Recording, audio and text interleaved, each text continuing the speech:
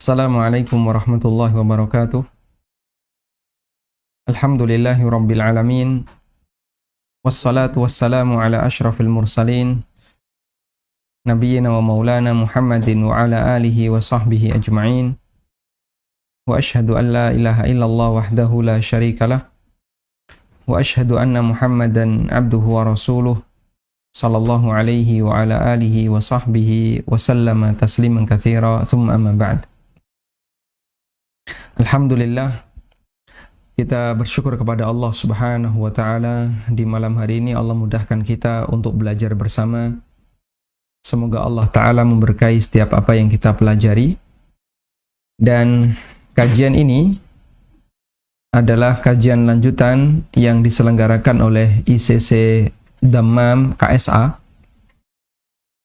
yang insya Allah membahas satu tema yang baru dengan judul bedah akad muawadhat.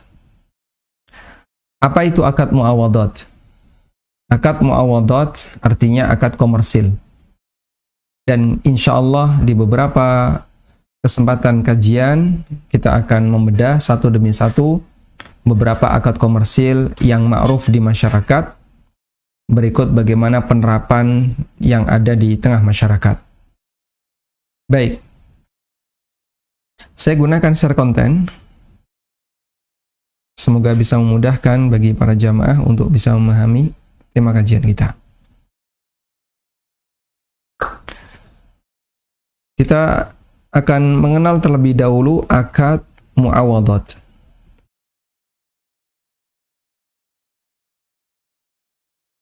Akad muawadhat sebagaimana namanya dari kata awwadha yu'awwidu, yang artinya adalah mengganti, karena di situ terjadi tabadul, terjadi serah terima antara satu objek dengan objek yang lain, dari satu subjek ke subjek yang lain, antara satu objek dengan objek yang lain, dari satu subjek ke subjek yang lain. Bahasa yang mudah untuk kita kenali, akad muawadhat adalah akad komersil, di mana orang ketika melakukannya ada tujuan untuk bisa mendapatkan keuntungan. Sehingga baik subjek satu maupun subjek dua, baik penjual maupun pembeli, dua-duanya diuntungkan dalam proses ini. Karena itu, dalam praktek transaksi muawadhat yang perlu kita pahami adalah keuntungan itu terjadi di antara kedua belah pihak. Keuntungan penjual, dia bisa mendapatkan margin dari harga. Keuntungan pembeli adalah dia bisa mendapatkan layanan atau mendapatkan barang yang dia butuhkan, dicukupi kebutuhannya. Sehingga jangan dikira dalam akad muawadhat, dalam akad komersil, yang dapat untung hanya penjual saja. Pembeli juga bisa mendapatkan keuntungan. Sehingga ketika dia belanja, kebutuhan dia terpenuhi, dia merasa bahagia dengan menyerahkan sejumlah uang sebagai gantinya. Ya. Bahkan ada sebagian orang yang ketika dia tidak mendapatkan barang yang dia inginkan, dia kebingungan. Ya. Misalnya ada orang butuh obat atau butuh alat tertentu, dia datang ke toko A, nggak ada, ke toko B, nggak ada, ke toko C, nggak ada. Dia kebingungan dalam posisi ini. Begitu dia nemu di toko D, dia senang, dia bahagia. Gimana? Ada masalah suara? Alhamdulillah. Begitu dia dapat di toko D, dia bahagia. Maka itu menunjukkan bahwasanya orang ketika membeli pun dia bisa mendapatkan keuntungan. Ada satu cerita ya, satu cerita. Ada orang punya warung. Itu adalah warung makan umum yang sering dikunjungi oleh tukang beca atau orang lewat, atau ya pokoknya orang sering berkunjung ke situ untuk makan. Dan warung ini jualan rokok, sehingga mereka yang makan sekaligus beli rokok. Satu ketika yang punya warung sudah ngaji, walhamdulillah. Setelah kenal sunnah dan tahu bahwasanya rokok itu haram, akhirnya warung tetap buka tapi nggak jual rokok. Apa yang terjadi? Konsumen rokoknya itu marah. biasanya jualan rokok, biasanya dol rokok, saya kok gak dodol rokok. Biasanya jualan rokok kok sekarang gak jualan rokok. Kenapa? Ya, subhanallah. Jadi dia malah maksa pemilik toko untuk jualan rokok. Karena dia merasa saya bisa mendapatkan barang berupa rokok yang saya butuhkan dengan cara membeli di toko ini. Bukan masalah harga, tapi masalah gampang diakses, mudah untuk didapatkan, karena mungkin dia tinggal di sekitar situ.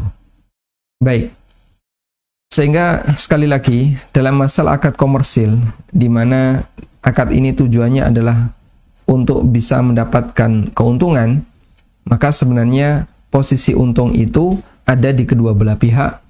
Penjual dapat untung, pembeli juga dapat untung. Kemudian akad muawadhat dilihat dari objeknya. Masya Allah. Dilihat dari objeknya ada 3 transaksi. Akad muawadhat dilihat dari objeknya. Kita akan membahas pembagian akad muawadhat. Yang pertama adalah dilihat dari objek. Dilihat dari objeknya, akad muawadhat dibagi menjadi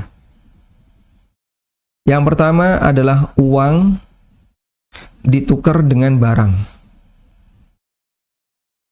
Dan ini yang paling sering kita lakukan. Uang ditukar dengan barang, dan ini yang paling sering kita lakukan. Anda beli air, Anda beli sesuatu, Anda bayar dengan nilai tertentu, lalu Anda dapat barang itu. Maka berarti Anda melakukan akad muawadhat jenis yang pertama.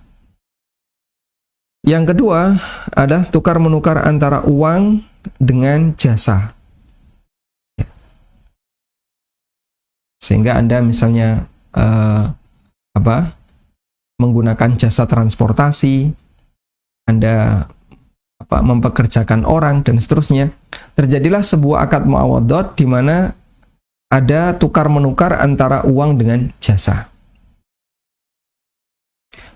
Kemudian yang ketiga adalah transaksi antara uang dengan uang. Yang ini adalah transaksi sarf. Dan ini masuk dalam kategori akad muawadhat, namun yang jadi objek hanya uang. Sehingga saya butuh pecahan. Dia butuh uang yang lebih gede. Maka saya tukarkan 100.000 dengan pecahan 50-50. Kita sama-sama bahagia. Saya dapat 50-50 seneng karena uang saya pecah. Dia dapat 100 juga seneng karena ini lebih ringkas. Atau ketika orang mentransaksikan antara uang Indonesia dengan uang real Saudi. Maka ketika dia transaksi, terjadilah akad tabadul, terjadilah tabadul, serah terima antara uang satu dengan uang yang kedua, dan mereka sama-sama mendapatkan kebutuhannya.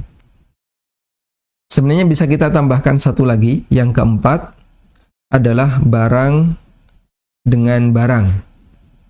Transaksi barang dengan barang. Ini yang sering kita sebut sebagai jual beli barter, atau bai' muqayadah. Baik, untuk jenis yang pertama, uang dengan barang, ini ada 3 macam. Ada yang bentuknya jual beli biasa, dan ini yang paling sering kita praktekkan. Ada yang bentuknya jual beli di mana barangnya itu tertunda, tapi uangnya tunai, yaitu transaksi salam. Ada bentuknya transaksi di mana barangnya itu diproses untuk diproduksi. Yang ini dibahas dalam transaksi istisna. Dibahas dalam transaksi istisna. Baik. Nah. Kemudian, untuk transaksi uang dengan jasa, ini ada yang ukurannya adalah berdasarkan waktu. Ukuran kerjanya, volume kerjanya berdasarkan waktu. Yang disebut dengan akad ijarah. Dan sifatnya terikat. Dan ada yang tidak terikat dan ukurannya berdasarkan hasil. Kalau bisa dapat dibayar, kalau nggak dapat nggak dibayar. Yang disebut dengan akad ju'alah. Kemudian ada uang dengan uang. Ini adalah akad saraf, di mana objeknya adalah uang dengan uang, atau uang dengan emas, atau emas dengan perak, dan semua turunannya tergabung dalam satu nama, yaitu akad saraf. Dan di situ tidak ada istilah, kalau emas dengan emas ada namanya tersendiri, perak dengan perak, tidak ada istilah demikian. Semuanya tergabung dalam satu nama, yaitu akad saraf, tukar menukar mata uang, baik yang bentuknya emas, perak, maupun turunannya yaitu mata uang. Dan yang ketiga adalah transaksi barang dengan barang, kita sebut barter. Nama lainnya adalah bai' muqayadah. Bai' muqayadah. Jual beli barter. Baik. Insyaallah jamaah, sesuai dengan daftar yang ada di sini, insyaallah bagian inilah yang akan kita pelajari. Yang pertama, jual beli biasa, lalu salam, istisna, ijarah, ju'alah, saraf, dan muqayadah. Inilah daftar akad muawadat. Baik, ada berapa berarti? 1, 2, 3, 4, 5, 6, 7. 7 akad muawadat. Baik.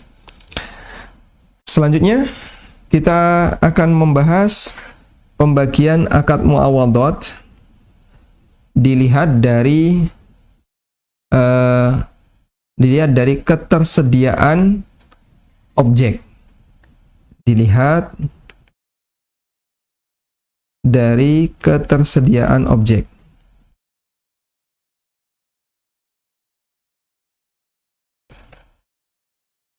Dilihat dari ketersediaan objek,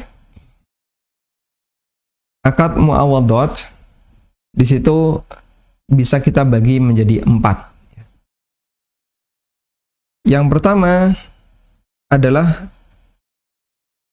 sama-sama tunai. Dan ini yang paling sering terjadi, yang paling sering kita lakukan. Anda bayar, dapat barang.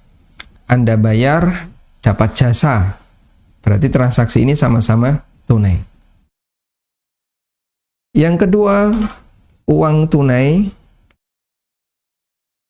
Uang tunai, barang tertunda. Barang tertunda. Dalam arti tidak dimiliki oleh penjual. Maka ini masuk dalam kategori yang disebut oleh para ulama dengan sebutan jual beli salam. Di mana uangnya dibayar tunai di depan, sementara barang yang dibeli oleh konsumen itu menyusul sekian bulan. Yang ketiga adalah uang tertunda, sehingga pembeli tidak membayar saat transaksi, tapi dicicil, sementara barang tunai. Barangnya tunai.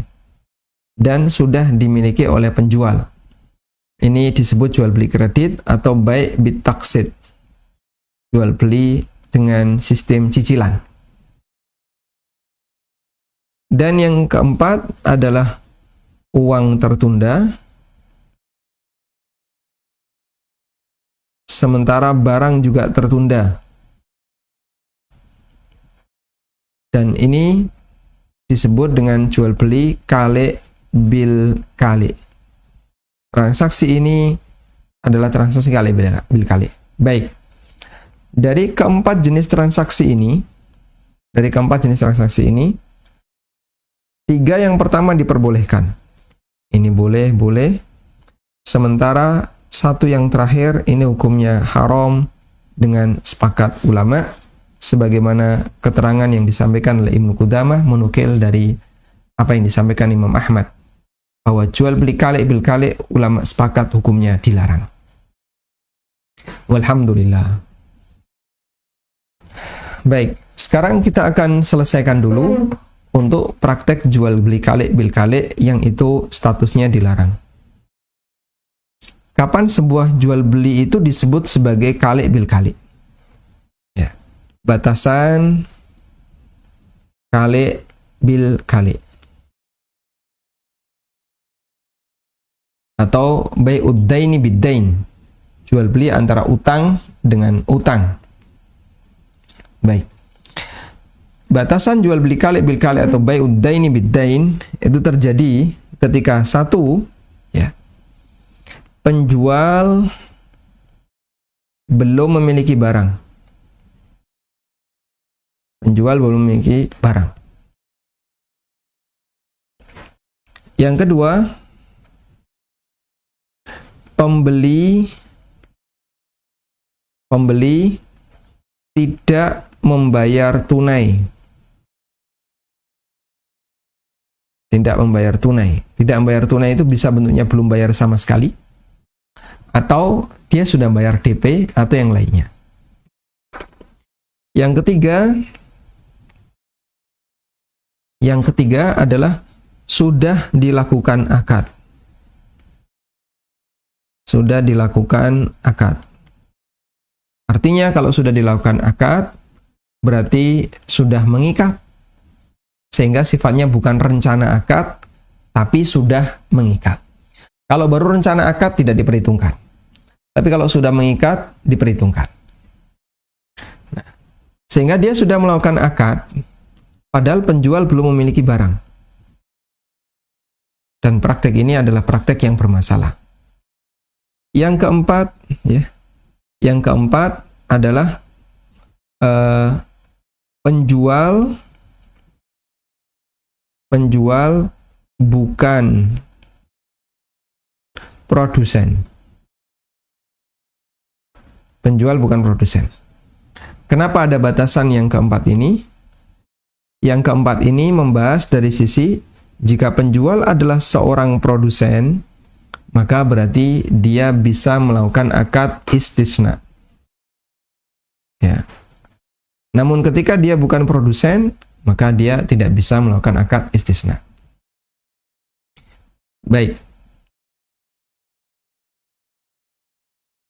Sehingga dari apa yang kita sampaikan tadi, disebut kali bil kali jika terpenuhi 4 kondisi tadi yang kita sampaikan. Karena itu kalau salah satu tidak berlaku, salah satu ketentuan ini tidak ada, kondisi ini tidak ada, maka tidak masuk dalam kategori kali bil kali. Misalnya, penjual sudah memiliki barang, maka nggak bisa kali bil kali. Tidak berlaku kali bil kali. Atau pembeli bayarnya tunai, berarti akadnya salam. Dan itu diperbolehkan. Atau belum dilakukan akad, maka tidak jadi masalah karena sifatnya tidak mengikat. Atau penjual adalah seorang produsen, dia bisa melakukan akad istisna, ya. Dan akad istisna itu boleh dilakukan pembayaran di belakang. Walhamdulillahirabbil alamin. Baik. Kemudian kita akan sambung ke pembahasan berikutnya. Kita langsung masuk pada jenis akad muawadhat yang pertama, yaitu jual beli. Kita masuk pada jenis akad muawadhat yang pertama, yaitu jual beli. Nah, kita akan bahas tentang akad jual beli. Jual beli dalam bahasa Arab disebut dengan al-bai'.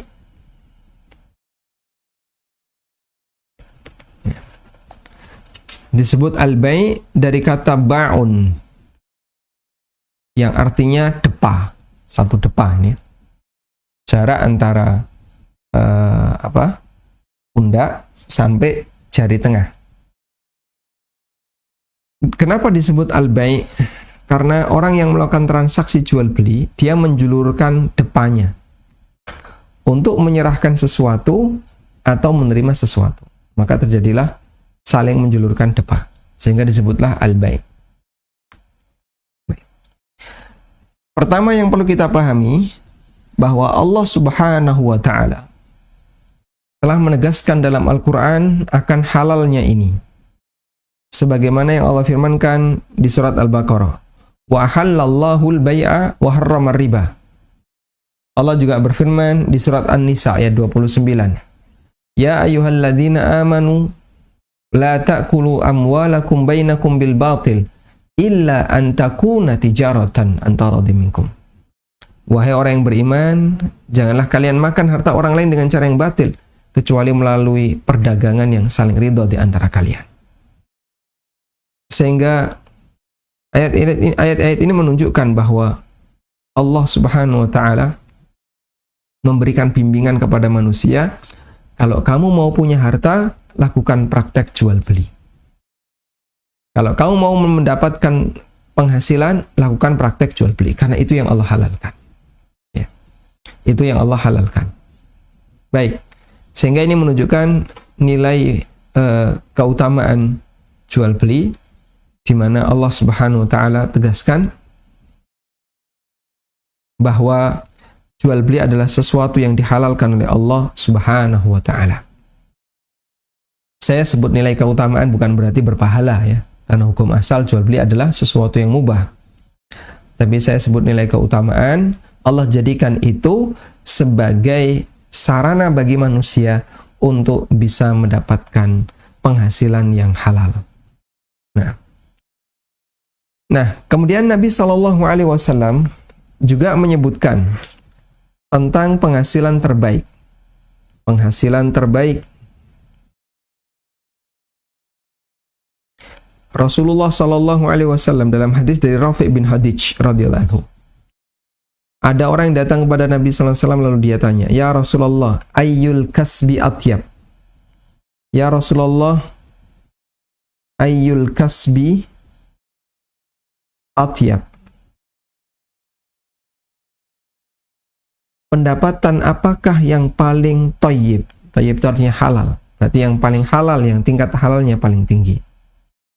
Kemudian Nabi SAW menyebutkan dua hal. Yang pertama adalah amalur rajul biyadihi. Yang kedua, wa kullu bai'in mabrur.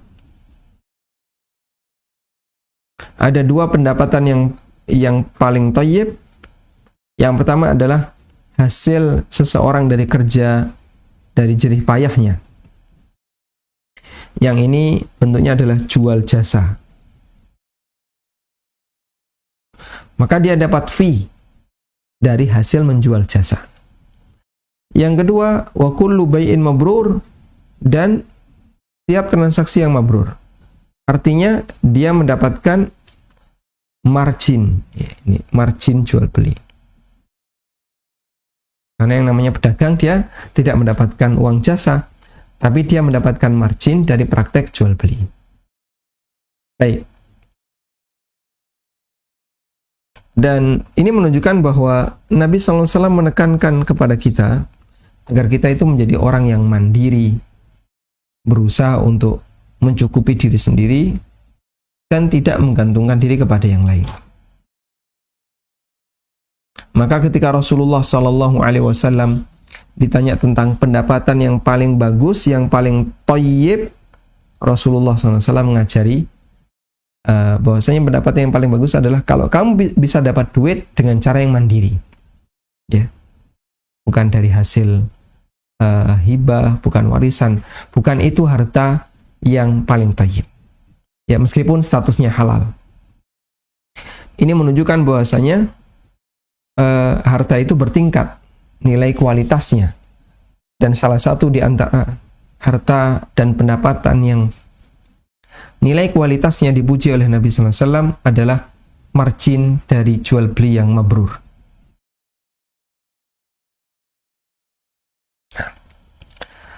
Selanjutnya yang menjadi pertanyaan adalah, kapan sebuah jual beli itu disebut mabrur? Apakah semua jual beli itu mabrur?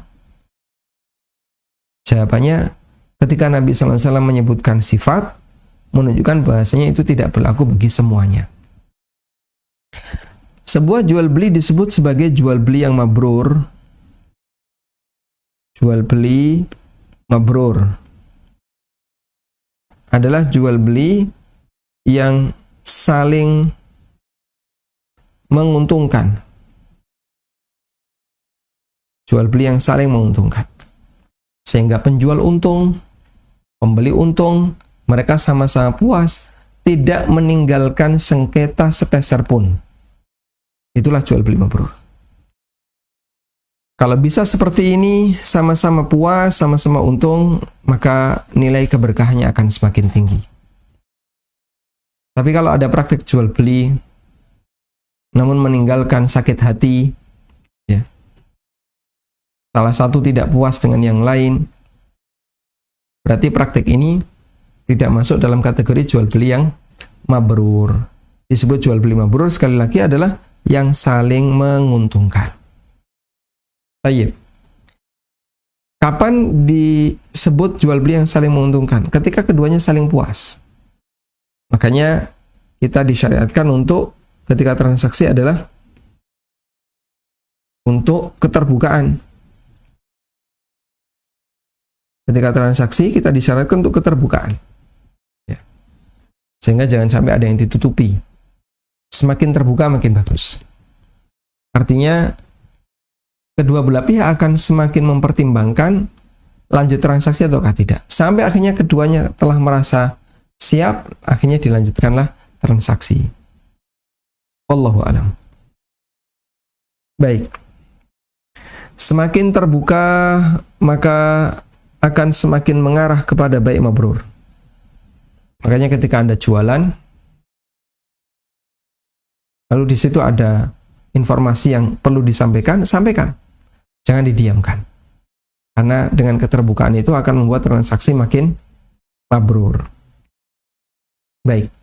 Nah, keterbukaan itu kan ada dua ya. Ada yang sifatnya wajib. Ada yang sifatnya tidak wajib.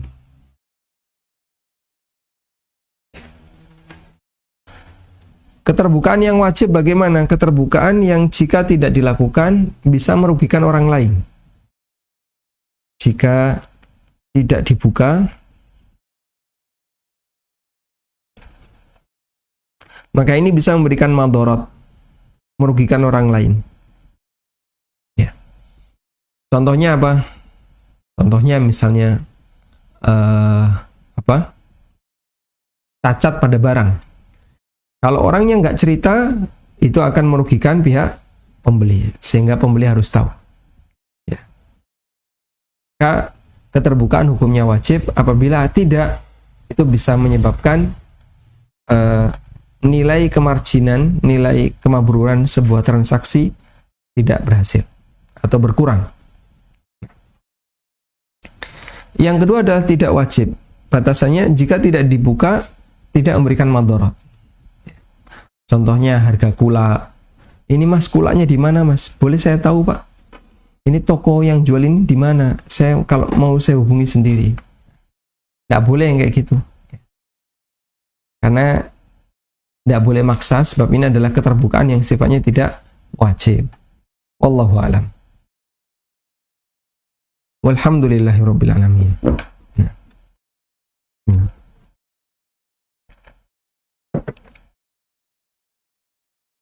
Berikutnya, kita akan bahas, kita telah menyampaikan tentang nilai keutamaan dari praktek jual beli dengan adanya pujian dari Nabi SAW ketika beliau ditanya pendapatan apa yang terbaik. Salah satunya adalah dari margin jual beli. Berikutnya kita akan bahas tentang rukun jual beli.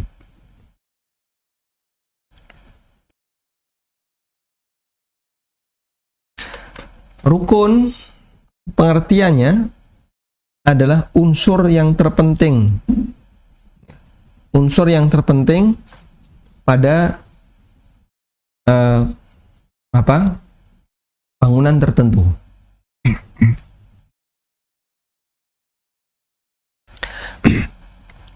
Contohnya gimana? Nabi SAW menyebut rukun Islam yang jumlahnya 5. Dan beliau mengumpamakan sebagaimana layaknya bangunan. Beliau mengatakan bunyal Islamu ala khamsin. Islam itu dibangun di atas 5 rukun. Lalu beliau sebutkan 5 rukun Islam. Sehingga dia adalah unsur penting, unsur utama dalam sebuah sistem tertentu, dalam program tertentu. Baik. Bahasa lainnya, rukun itu unsur. Sehingga kalau unsurnya tidak ada, maka proses tidak jalan. Karena itu, ketika orang melakukan praktik jual beli, tapi salah satu unsurnya tidak ada, maka praktik jual beli itu tidak terjadi. Baik.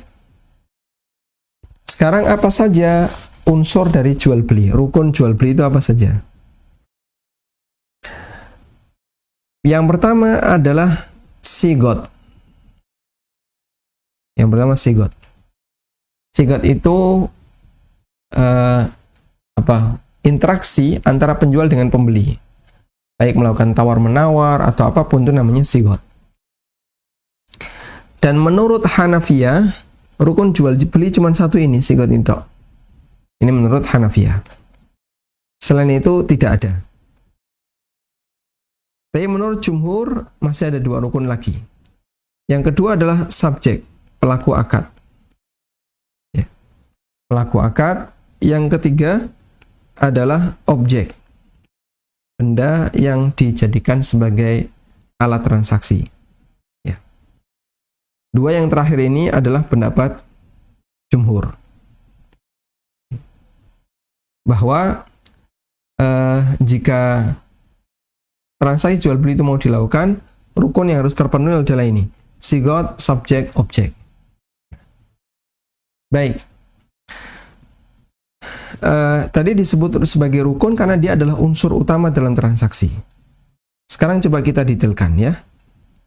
Apa itu sigot?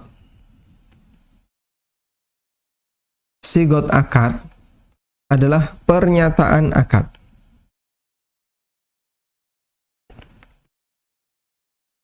Sigot akad berarti pernyataan akad. Baik lisan, tulisan maupun isyarat. Sudah? Nah, dalam sigot, Islam mengajarkan harus saling ridho. Sebagaimana Allah tegaskan dalam Al-Quran, illa antakuna tijaratan antara minkum. Kecuali melalui perdagangan yang saling ridho di antara kalian. Sehingga sigot adalah pernyataan akad yang menunjukkan kalau kedua belah pihak saling ridho. Baik.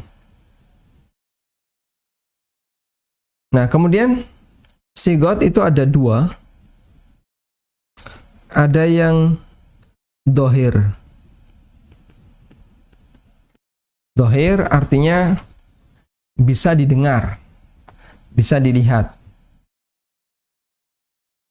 Baik. Nah, sigot yang dohir itu disebut ijab qabul.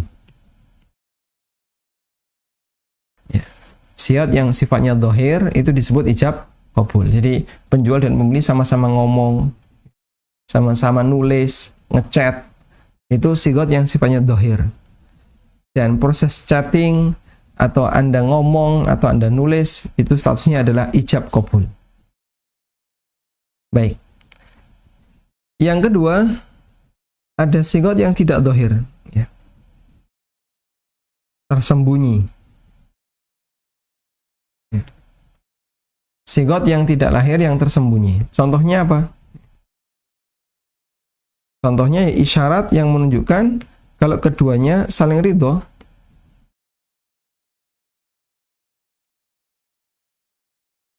Jadi isyarat atau apapun yang menunjukkan keduanya saling ridho. Sehingga di situ tidak ada ucapan sama sekali. Maka yang seperti ini disebut tidak ada ucapan sama sekali. Ini disebut bai' mu'athah.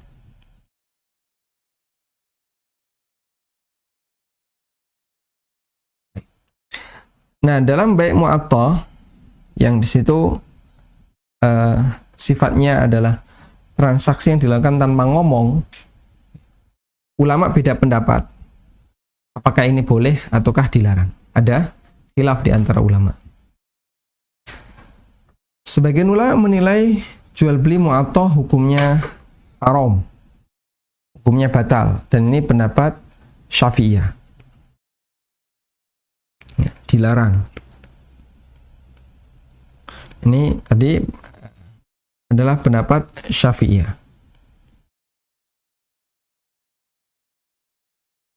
Baik, misalnya begini ya. Anda beli sesuatu tapi dilayani mesin. Nah, itu berarti baik mu'athah karena tidak ada proses ijab qabul.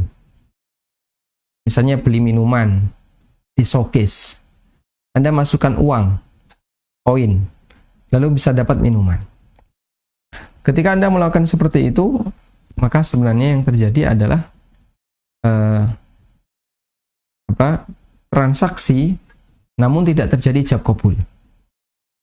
Kalau Anda pakai pendapat Syafi'iyah, hukumnya dilarang. Ya, pendapat yang kedua adalah baik mu'athah, hukumnya dibolehkan. Dan ini pendapat jumhur. Karena itu, dan pendapat yang kedua ini yang lebih dikuatkan oleh banyak ulama. Karena itu, diperbolehkan orang melakukan transaksi sekalipun dia tidak berkomunikasi. Jadi komunikasinya hanya gestur tubuh, badan. Kalau kalau merasa nggak setuju, seharusnya jangan dibayar. Misalnya ya, di kasir, kita masuk swalayan dengan bawa keranjang. Lalu kita muter-muter, balik ke kasir, keranjang kita penuh. Lalu oleh kasir di barcode untuk diinput agar ketemu nilai totalnya berapa. Nah, Anda diam saja. Anda cuma naruh barang di situ, kasir yang barcode, sampai selesai semuanya Anda diam. Maka di posisi ini, dilakukanlah baik mu'athah. Karena tidak terjadi komunikasi dalam bentuk ijab qabul. Terus boleh nggak baik mu'athah? Tadi ya, kalau pakai pendapat jumhur hukumnya diperbolehkan. Wallahu a'lam. Baik. Kemudian di sini ada ijab qabul. Ijab qabul itu apa sih? Ya. Ijab qabul. Ijab qabul itu apa? Ijab qabul tadi ya, pernyataan lahiriah untuk menyatakan akad tertentu dan seterusnya. Termasuk juga pernyataan lahiriah ketika akad nikah. Maka dilakukan ijab qabul antara wali dengan calon pengantin pria, calon pengantin putra. Baik. Nah, yang jadi pertanyaan adalah mana ijab, mana qabul? Ijab yang mana, qabul yang mana? Jawaban yang benar, ijab itu yang membuka, qabul yang menerima. Maka dalam hal ini jawaban yang benar adalah bahwa penjual itu selalu ijab. Ya. Kenapa penjual selalu ijab? Karena dia yang pertama kali menawarkan barang, membuka transaksi. Coba kalau penjual tidak membuka transaksi, orang nggak bakalan kepikiran untuk bisa beli. Karena pemiliknya tidak membuka transaksi. Maka siapa yang membuka transaksi? Penjual. Berarti di posisi ini penjual adalah orang yang melakukan ijab. Berarti kebalikannya adalah pembeli. Dia qabul. Terlepas dari siapa yang duluan bicara. Wallahu a'lam. Ya. Sehingga misalnya ya, datang pembeli, berapa bang? 100.000. Ya. Berarti siapa yang duluan bicara? Pembeli. Akhirnya deal-dealan mereka. Nah, saat deal-dealan karena dengan melakukan seperti ini, maka hakikatnya dia melakukan ijab qabul. Wallahu a'lam. Bismillah. Baik. Sampai di sini bisa dipahami insyaallah.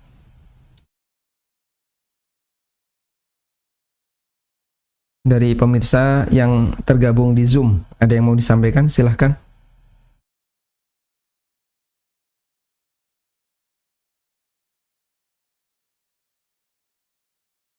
Belum ada? Baik, jadi kita lebih bersifat teori ya. Lebih bersifat teori. Ya, sebentar dulu. Sebentar.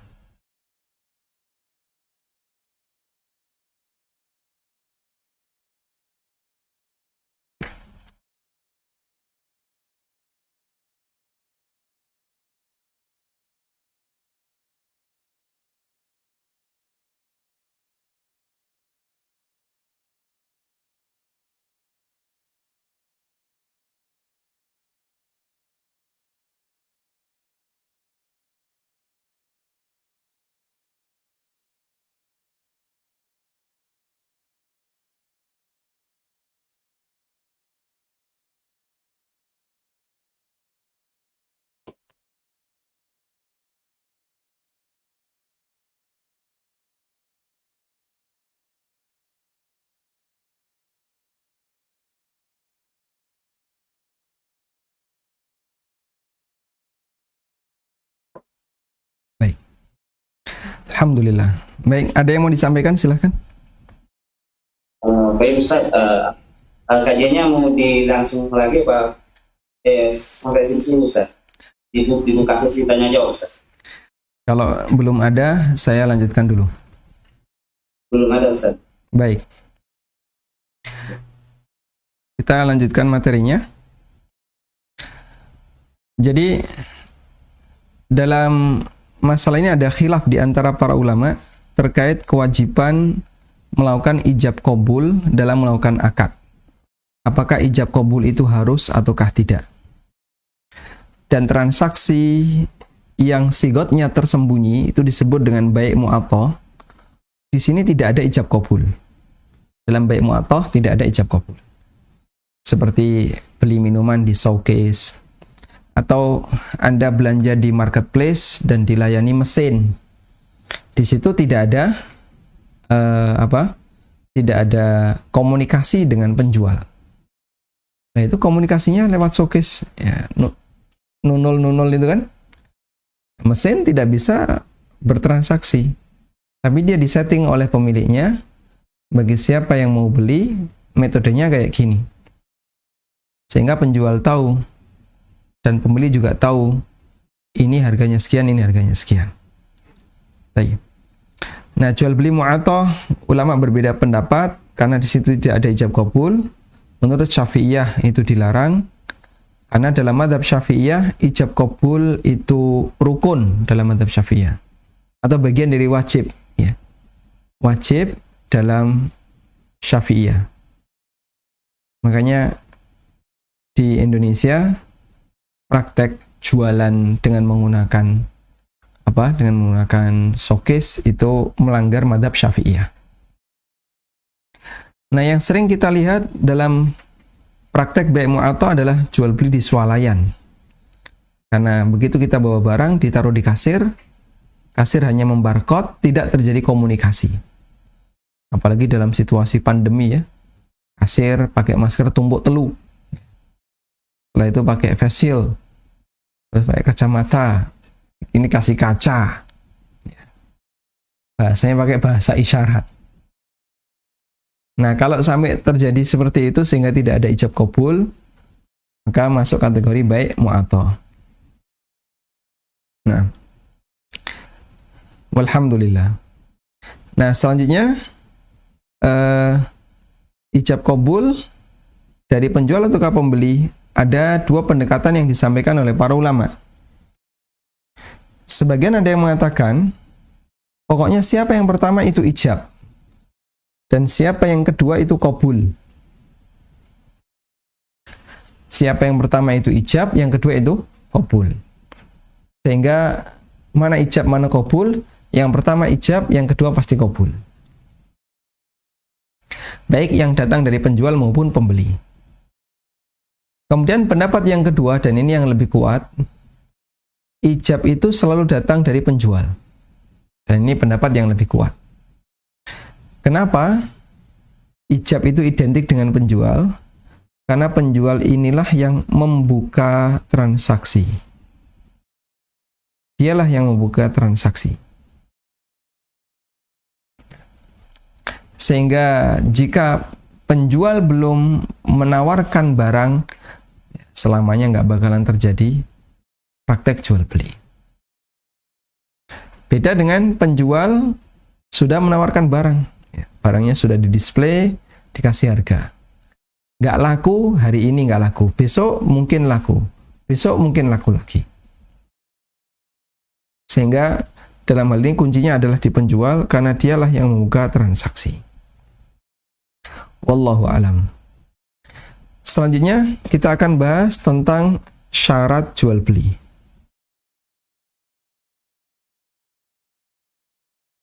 Baik. Setelah kita bahas rukun, berikutnya adalah kita bahas syarat. Syarat jual beli adalah ketentuan yang berlaku dalam masing-masing rukun agar transaksinya bernilai sah. Ya. Jadi, apa beda antara syarat dengan rukun? Kalau rukun tadi apa? Unsur. Kalau syarat sifatnya ketentuan. Syarat adalah ketentuan. Sudah? Ketentuan terkait unsur, ya. Ketentuan terkait unsur dalam praktek jual beli agar transaksinya itu sah secara syar'i. Ketentuan terkait unsur agar transaksinya sah secara syariat. Baik. Karena itu sebenarnya syarat jual beli adalah turunan dari rukun. Terus sekarang apa saja syarat itu? Saya sebutkan ringkas saja karena waktunya terbatas. Yang pertama adalah syarat terkait subjek. Syarat terkait subjek. Syarat terkait subjek itu ada dua. Pertama, subjek adalah pemilik. Karena kita dilarang untuk mentransaksikan barang atau uang milik orang lain. Maka di antara syarat subjek adalah dia adalah pemilik barang itu. Yang kedua, dia punya memenuhi syarat baligh, berakal, dan rasyid. Baik. Kalau tiga syarat ini dipenuhi, berarti subjek berhak untuk melakukan transaksi.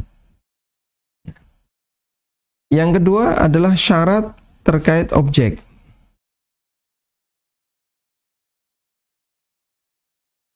Baik. Syarat terkait objek. Untuk syarat terkait objek, ada 7. Ini tadi ada 2. Berikutnya ada 7. Oh, salah saya. Ada 4, bukan itunya. Syarat terkait objek ada 4. Pertama, objek harus halal manfaat. Karena itu, objek yang tidak punya manfaat yang halal atau tidak punya manfaat sama sekali, maka tidak boleh dijadikan sebagai objek jual beli. Ya. Ada nggak benda yang nggak punya manfaat sama sekali? Top up game. Membeli kegembiraan. Beli senjata. Biar nanti menang ketika nge-game. Sebutkan contoh barang yang nggak punya manfaat sama sekali. Berhala. Apa manfaat berhala? Tidak ada. Contoh yang lain. Salib misalnya. Apa manfaat salib? Saya bicara manfaat mubah ya. Nah, ketika tidak ada, berarti benda seperti ini tidak boleh jadi objek transaksi. Contoh yang lain, dia syarat terkait halal manfaat. Yang melanggar halal manfaat, misalnya alat musik, dia nggak punya manfaat yang mubah. maka objek kayak gini tidak boleh diperjualbelikan. Yang kedua adalah objek itu ada dan memungkinkan untuk diserahkan. Memungkinkan untuk diserahkan. Ya. Artinya kalau objeknya nggak ada, maka dia tidak memenuhi syarat objek. Yang ketiga adalah jelas kriteria. Kalau nggak jelas kriteria, maka termasuk di antara bentuk gharar. Dan yang keempat adalah harga jelas. Kenapa kok harga dimasukkan ke sini? Karena harga bagian dari objek. Uang yang harus dibayarkan berapa itu bagian dari objek. Kemudian yang terakhir adalah syarat terkait sigot. Syarat terkait sigot ada satu, yaitu saling ridho. Kalau sudah dilakukan saling ridho, berarti secara sigot sah. Wallahu a'lam. Baik, insyaallah penjelasan tentang syarat sudah cukup ya.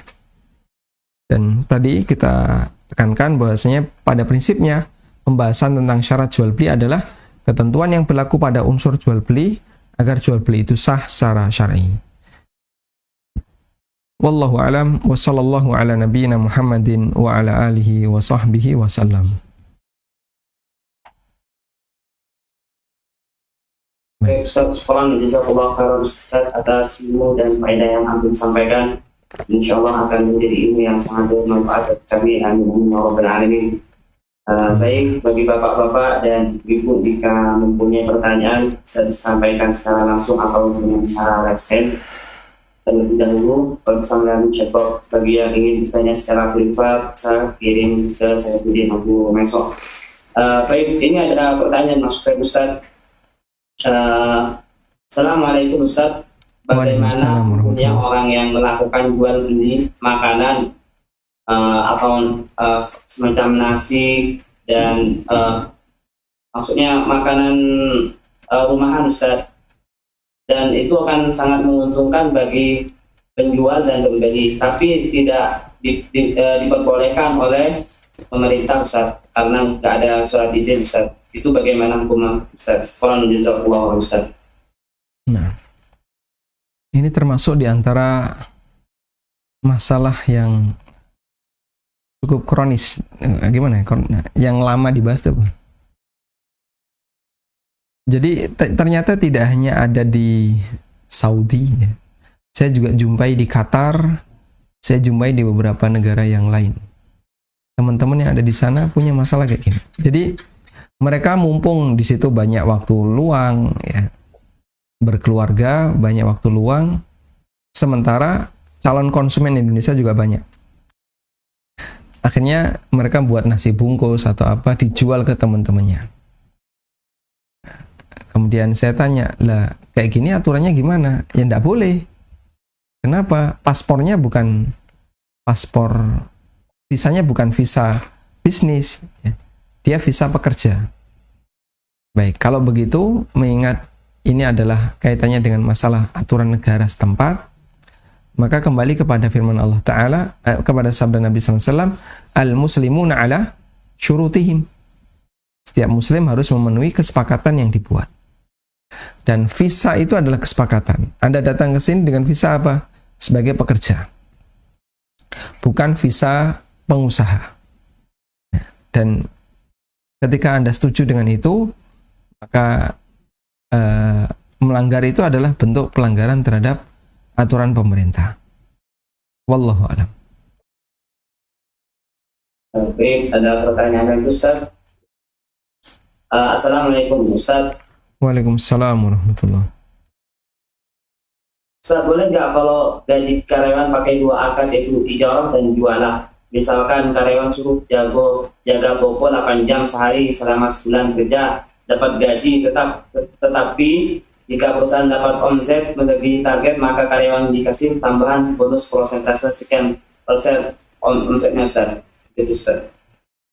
Baik, yang saya pahami di sini satu akad ya, karena ketika omsetnya naik akan ada bonus. Ini sifatnya adalah hadiah. Sifatnya adalah hadiah dalam arti dia tidak mengikat. Kalau dikasih ya alhamdulillah, kalau tidak dikasih pihak karyawan tidak boleh memaksa perusahaan. Sehingga yang saya pahami, kalau nanti bisa dapat sekian persen dari omset atau dapat target sekian, kamu akan saya kasih hadiah sekian. Boleh, dan hadiah bersyarat kan diperbolehkan. Bahkan rata-rata hadiah itu bersyarat. Kamu kalau bisa hafal sekian juz dalam waktu sehari, dalam waktu sebulan, nanti kamu saya kasih hadiah. Ya. Kamu kalau bisa apa misalnya bisa mengerjakan soal ini, kamu saya kasih hadiah. Sehingga rata-rata yang namanya hadiah itu bersyarat. Maka saat memberikan karyawan sekian tambahan bonus persentase kepada karyawan, insya Allah hukumnya diperbolehkan, dan ini tidak masuk dalam kategori menggabungkan dua akad dalam satu akad. Wallahu alam. Baik Ustaz, benar Ustaz. Seperti Assalamualaikum Ustaz, bagi yang jualan secara langsung seperti di pasar, apakah harus disyariatkan orang yang jual beli harus mengucapkan saya membeli atau saya menjual seperti itu? Apakah harus disyariatkan seperti itu, Ustaz? Soal di sebuah Ustaz. Apakah ketika kita transaksi kita harus ngomong saya beli, saya jual, ini saya jual sekian, baik saya beli sekian, deal ya deal? Apakah harus ngomong seperti itu? Menurut mazhab Syafi'iyah harus. Tapi kalau menurut pendapat jumhur tidak harus. Sehingga tidak harus ngomong, bahkan saling diam boleh. Ada orang buka lapak. Di lapak itu beraneka barang, tapi semuanya sudah ada tabel atau label harga. Ini harga 10.000, 20.000, sudah ada label harga. Anda ambil satu, langsung naruh duit. Penjualnya ketika ditanya, ini berapa? Oh ternyata orangnya bisu. Komunikasinya bisa. Selain kita hanya cuman baca, karena masing-masing barang sudah ditulisi. Wah, udah. Berarti rasa diterus ya, jangan dilanjut. Langsung bayar dan pergi. Sementara dia nggak ada komplain, selesai. Ya. Saya pernah tanya orang, Pak, wah sudah kadung tanya, wah, kat mau serodok suwe nih takon. Ya, ndak lama banget sih. Nah, sehingga di situ tidak terjadi apa? Tidak terjadi ijab kabul. Dan pendapat yang kuat adalah pendapat jumhur, hukumnya boleh. Wallahu a'lam. Ada pertanyaan Mas Ustaz. Assalamualaikum Ustaz. Waalaikumsalam. Saya mau bertanya, selama saya jualan di marketplace, saya selalu memberitahu pembeli jika saya memberi garansi bila ada kerusakan atau cacat, insya Allah akan diganti. Dengan syarat disampaikan dahulu kerusakan dan cacatnya sebelum memberikan penilaian. Jika sudah melakukan penilaian, maka garansi hangus. Jika pembeli sudah memberi penilaian dulu, lalu dia protes karena setelah dibuka ternyata barangnya rusak, dan saya menyampaikan kalau garansi hangus karena sudah melakukan penilaian. Apakah saya berbuat zalim pada pembeli? Apakah jual beli ini tidak mabrur? Terima kasih. Wassalamualaikum warahmatullahi wabarakatuh. Waalaikumsalam warahmatullahi wabarakatuh. Mohon Anda bedakan ya antara apa tadi, garansi, Anda ngasih garansi, dengan aib. Nah, garansi itu untuk cacat yang muncul belakangan. Jadi cacat itu tidak ada ketika akad. Cacat itu tidak ada ketika akad. Anda beli HP misalnya. Lalu penjual ngasih garansi. Ini sudah diperiksa ya. Normal, sehat. Nggak ada pecah. Utuh, belakang, utuh. Baik. Harga 5 juta, bayar 5 juta. Garansi 1 tahun. Apapun, all risk 1 tahun. Pokoknya nanti kalau ada risiko apapun, silahkan bawa ke sini. HP-nya gripes pecah. Ini apa namanya? Yang tempered glass ya. Hah? Yang bagian permukaannya apa namanya? Hah? Tempered glass ya. Ternyata retak. Duh, kenapa retak, Mas? Tadi jatuh sekali langsung retak. Oh iya, sudah sini. Tak perbaiki. Itu garansi. Dan ini boleh bayar, boleh ini boleh gratis ya. Tapi kalau bayar per saat dia mengajukan, bukan di depan. Kalau di depan jadinya goror. Tapi kalau ini Pak rusak, ya sudah ini saya ganti tapi bayarnya 20.000. Bisa. Per rusak diperbaiki bayar. Bisa juga gratis. Sini tak ganti, gratis. Garansi. Tapi kalau aib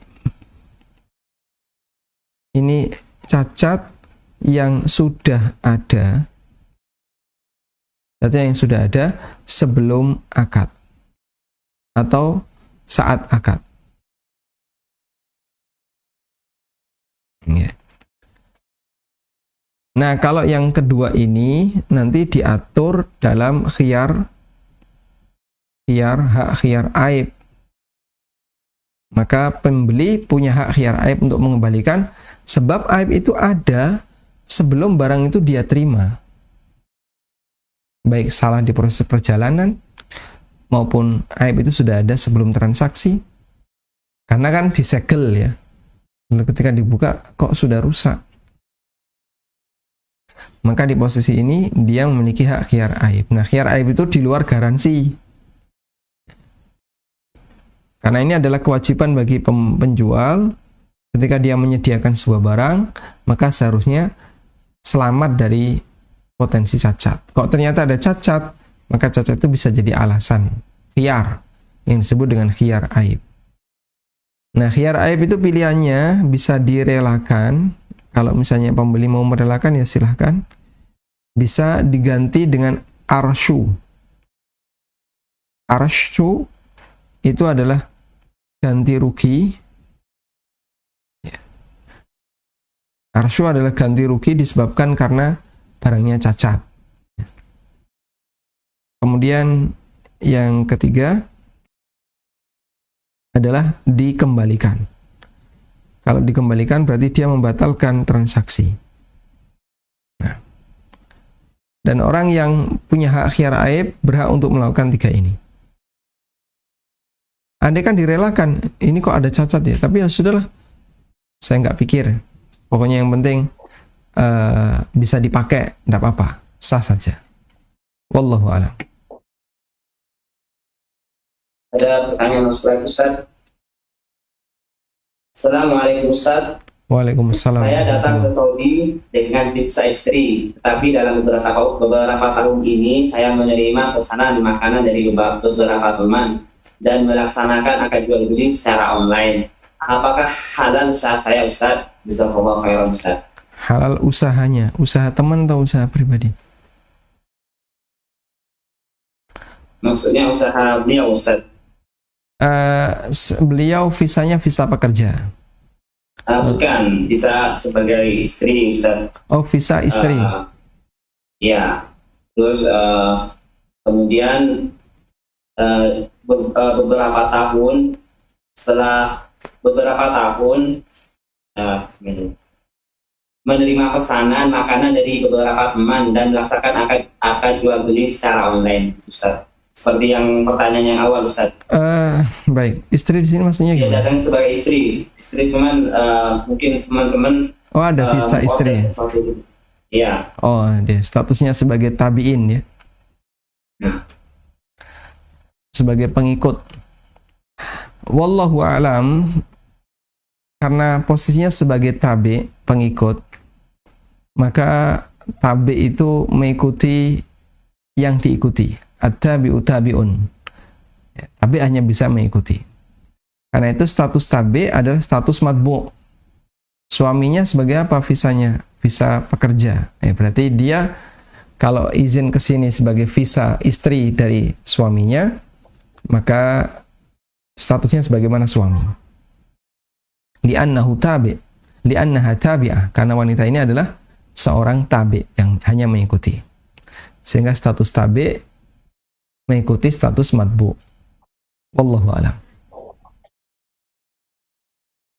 Kalau seperti itu apa bisa ditolerir, Ustaz? Karena mungkin misalkan kalau untuk suaminya saja seperti itu mungkin penghasilannya untuk ada di Saudi mungkin kurang ini, Ustaz, kurang cukup, insya Allah kurang ini, Ustaz. Nah, kalau misalkan seperti itu untuk, karena di sini juga harus bayar apa namanya, Ustaz, harus bayar rusum fee gitu, Ustaz. Ada rusum. Jadi ya rusum. Kalau seperti itu susah. Kadang kita kalau misalkan punya istri gitu nggak bisa bantu suami, sepertinya kita kurang gitu, Ustaz, kewalahan untuk seperti itu. Apa itu misalkan bisa ini, Ustaz, bisa ditolerir, Ustaz? Wallahu a'lam. Sebenarnya yang lebih berwenang untuk memutuskan itu adalah pemerintah setempat. Sehingga kalau misalnya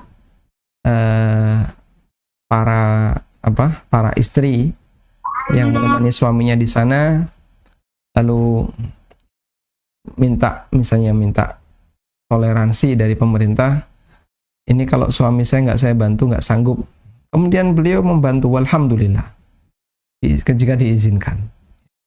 Mungkin bisa coba ditanyakan kepada ustadz yang tinggal di situ yang lebih paham tentang kondisi dan wakil realita yang ada di sana. Baik, ada pertanyaan lagi, Ustaz. Assalamualaikum, Ustaz, barakallahu fikum atas ilmu yang disampaikan. Afwan mau bertanya, akad murabahah apakah boleh setelah usaha jalan beberapa saat bisa usaha telur ayam? Setelah itu kita ganti dengan barang yang lain dengan memakai akad perjanjian yang sama tanpa memperbarui akadnya. Syukran, jazakallahu khairan, Ustaz. Waalaikumsalam warahmatullahi wabarakatuh. Akad sebuah objek kalau dia sudah selesai, maka jika ada objek yang baru ya diakadkan yang baru. Saya beli HP. Nah, selesai jual beli HP. Pulang saya, datang lagi besoknya. Lalu ketemu barang yang lain. Lalu saya beli gelas. Kemudian saya bawa pulang. Maka HP dengan gelas ini terpisah. Artinya akadnya ya mengikuti akad, atau akadnya masing-masing akad yang baru. Terus bagaimana kalau misalnya diikutkan? Sebenarnya secara realita sih sangat mungkin. Ya. Intinya selama itu dilakukan saling ridho dan tidak ada pelanggaran dari sisi syar'i, insya Allah diperbolehkan. Wallahu a'lam. Baik, ada pertanyaan Mas Bagus, Ustaz. Bolehkah Ustaz Afwan boleh menyebut nama merek, Ustaz? Tafadhol. Bismillah. Ini ada pertanyaan, Ustaz. Assalamualaikum, Ustaz. Afwan mau bertanya tentang bisnis eco racing atau eco farming dari PT BES Bandung yang sekarang lagi booming. Apakah sistem penjualannya sudah sesuai syariat? Bahkan mereka memakai embel-embel go berkah no riba dan sudah mendapatkan sertifikat halal dari MUI. Subhanallah, jazakallahu khairan, Ustaz. Jazakallahu khairan. Memang ini kalau nggak nyebut merek nggak tahu kita. Cuman wallahu alam, untuk saat ini saya belum bisa memberikan jawaban karena informasi yang saya dapatkan masih belum begitu maksimal. Intinya bahwa MLM itu ada yang masalah dan ada yang tidak masalah. Kata kuncinya adalah apakah ada transaksi goror ataukah tidak. Karena yang masalah di MLM itu gorornya, bukan ribanya. Gorornya bukan ribanya. Sehingga ada nggak MLM yang bebas riba? Mungkin banyak bebas riba. Tapi ada nggak MLM yang bebas goror? Ya, itu yang perlu untuk kemudian penelitian. Dan yang benar ada ya. Karena sebatas pemasaran berjenjang tidak dilarang ya, dalam Islam, sebagaimana keterangan An-Nawawi rahimahullah ya, bahwa ketika orang dipasrai orang lain, atau keterangan Ibnu Taimiyah, ketika orang dipasrai orang lain lalu dia melimpahkan ke orang lain, tidak jadi masalah. Itu pemasaran berjenjang. Jadi di buku saya Pasar Muslim dan Dunia Makelar, di bagian akhir kan ada pembahasan tentang masalah makelaran. Dulu ada orang namanya dalal. Ini adalah pasar. Biasanya pasar itu kan punya penguasa ya. Ini adalah pasar. Lalu datang orang dari luar bawa barang. Nah, orang ini merasa kalau saya jual sendiri kayaknya nggak mampu. Akhirnya dia menghubungi A. Maka posisi A ini sebagai dalal. Wahai A, ini barang tolong jualkan. Tak tunggu di warung kopi. Harganya sekian. Nanti kalau udah selesai tak tunggu di warung kopi. Maka si B yang datang tadi setelah menyampaikan ke si A, di posisi ini kemudian si A mengundang teman-temannya, ngajak, ayo pada ikut gabung, ikut jualkan. Maka yang seperti ini, wallahu ta'ala alam, selama dilakukan bersamaan dan proses ini tidak dilarang oleh B. Jadi ini ada A, misalnya ini ada C, D, E, F, G. Berarti di situ A minta bantuan kepada C sampai G. Tolong bantu masarkan, bantu jualin. Siapa yang closing dapat sekian persen. Hukumnya diperbolehkan, dan ini MLM sebenarnya. Cuman kata Syekhul Islam, tidak ada goror. Gorornya di mana? Goror MLM itu jual beli peluang. Ya. Wallahu a'lam. Ya, pertanyaan masuk lagi, Ustaz. Baik. Assalamualaikum warahmatullahi wabarakatuh. Waalaikumsalam warahmatullahi wabarakatuh. Semoga Allah Ta'ala selalu memberikan keberkahan pada umur antum. Amin walaka bizat. Afwan bertanya, Ustaz, tidak mabrur pada transaksi apa berlaku bagi kedua pihak atau hanya bagi penjual saja, di mana saat transaksi penjual menutupi spek barang yang akhirnya merugikan pembeli. Juga transaksi tidak bisa dibatalkan. Apakah hak pembeli pada kondisi seperti ini? Kurang lebih sebuah hal, Ustaz. Baik. Jika pelanggarannya ada di pihak penjual, maka tidak mabrurnya terjadi pada penjual. Jika pelanggarannya ada pada pembeli, maka tidak mabrurnya ada pada pembeli. Tergantung pelanggarannya ada di mana. Nah, kalau penjualnya melanggar, lalu pembeli tetap nekat beli misalnya, maka yang tidak mabrur adalah pembeli. Wallahu a'lam. Atau tidak mabrur adalah penjual karena dia tadi menyembunyikan. Nah. Syukran jazakallahu khairan, Ustaz. Karena sudah tidak ada pertanyaan yang masuk lagi, silahkan antum tutup, Ustaz. Alhamdulillah, semoga apa yang kita pelajari ini sekalipun sedikit dan cukup pelan ya. Barangkali materi ini sudah pernah kita sampaikan di waktu sebelumnya. Bagi para pemirsa ANB Channel barangkali sudah pernah mendengar. Namun kita belajar sesuai dengan urutannya. Semoga Allah Subhanahu wa taala memberkahi apa yang kita pelajari. Wassallallahu ala nabiyyina Muhammadin wa ala alihi wa sahbihi wa sallam. Wa akhiru da'wana alhamdulillahi rabbil alamin. Subhanakallahumma wa bihamdika asyhadu an la ilaha illa anta astaghfiruka wa atubu ilaik. Wassalamualaikum warahmatullahi wabarakatuh.